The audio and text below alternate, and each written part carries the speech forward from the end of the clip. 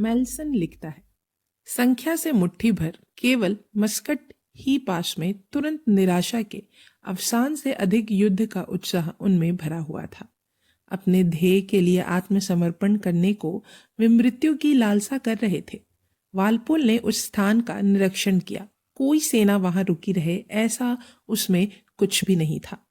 उसे हमला कर जीतना बहुत आसान था, परंतु उन पर हमला करने का अर्थ कितने ही मनुष्यों की बलि देनी पड़ेगी। इसीलिए युक्तियां खोजी जा रही थीं। उन सब में विफलता दिखने पर चारा सुलगाकर उन्हें अंदर ही जला डालने की बात भी सोची गई, परंतु बेकार। उन दीवारों की छेदों में से उन पक्के योद्धाओं ने हमला करने वालों पर ऐसी निरंतर अचूक मार की कि 3 घंटे देने का निर्णय किया गया। इंजीनियर लोगों ने सुरंग खोदी और उसे बत्ती दे दी। सुरंग से वह पूरा जीवन आकाश में उछला और फिर नीचे गिरा। उसके उछलने और गिरने से उन देशवीरों को वह शहादत का सम्मान मिल गया जिसकी उन्हें अति उत्कट अभिलाषा थी। वे सारी उसी स्थान पर मर गए। उस दिन से कैसे मरा जाए इस विषय पर इटावा की वह पवित्र समाधि दिन रात भयंकर मूक व्याख्यान देती रहती है।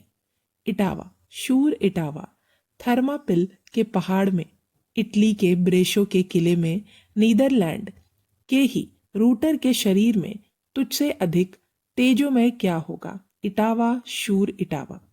इटावा से वालपोल आ रहा है और सीटन भी अलीगढ़, कासगंज, मैनपुरी आदि स्थानों पर विद्रोहियों की फुटकर सेना को पीटते नीचे उतर रहा था। इन दोनों सेनाओं की भेंट 3 जनवरी 1857 को मैनपुरी में हुई।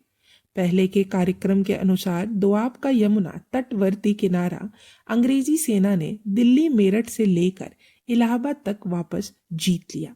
इधर गंगा किनारे से चढ़ते हुए फतेहगढ़ के नवाब को दंडित कर और दोआब के विद्रोहियों का वह अंतिम आश्रय तोड़ फोड़ कर दोआब का सारा प्रदेश शत्रु विहीन करने कानपुर से सरकोलिन भी फतेहगढ़ की ओर बढ़ रहा था।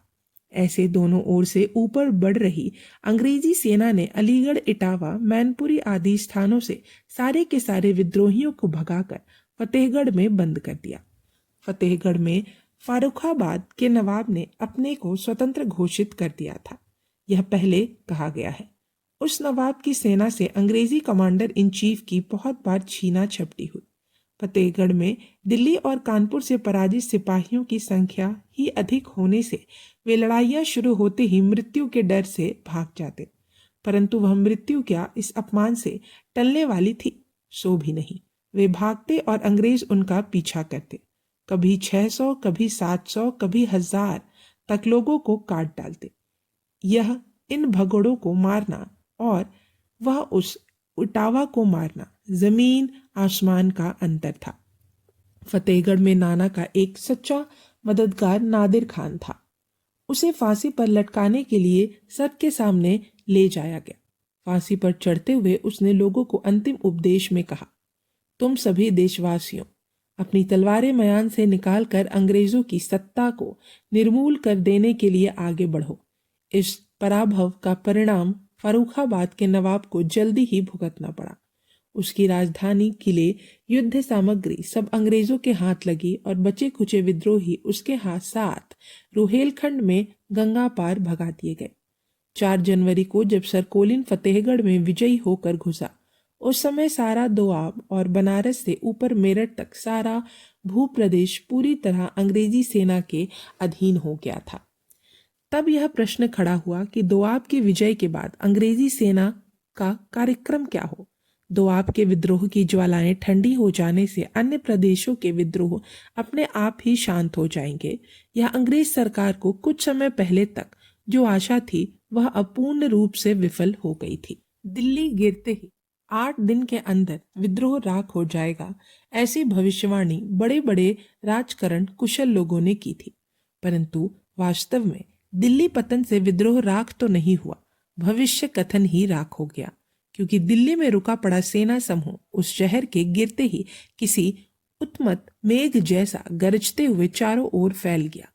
बख्तर खान के अधीन रोहिला सेना, वीर सिंह के नेतृत्व में नीमच की सेना और अपने अपने सूबेदारों के नेतृत्व में अन्य हारी हुई सेनाएं अंग्रेजों की शरण जान छोड़ दिल्ली गिरते ही अपमान में, क्रोध में आग बबूला होकर दिल्ली में चुका बदला कहीं दूसरी की ओर लेने निकल पड़ी। विद्रोहियों को अब हारने की चिंता नहीं थी। विजय की आशा का पहला जोश ठंडा पड़ गया था। अब उनके सीने में निश्चय की परिपक्वता आ गई थी। चाहे कुछ भी हो, अंग्रेजों से लड़ते रहने के सिवाय कोई दूसरा विचार उन्होंने अपने पास नहीं आने दिया। या तो फिरंगी मरे या स्वयं मरे, इन दो में से जब तक एक पूरी तरह समाप्त नहीं होता तब तक शस्त्र नीचे नहीं रखने का उनका स्वाभिमान निश्चय हो गया था। वे आपस में लड़ रहे थे।